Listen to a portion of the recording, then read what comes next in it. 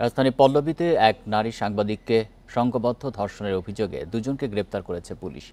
ভুক্তভোগী নারী একটি পত্রিকার সাংবাদিক বলে জানা গেছে।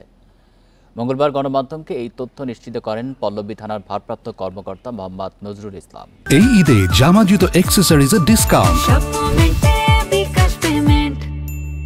তিনি জানান, এক নারী সাংবাদিক সংঘবদ্ধ ধর্ষণের শিকার হয়েছেন বলে থানায় অভিযোগ দায়ের করেছেন।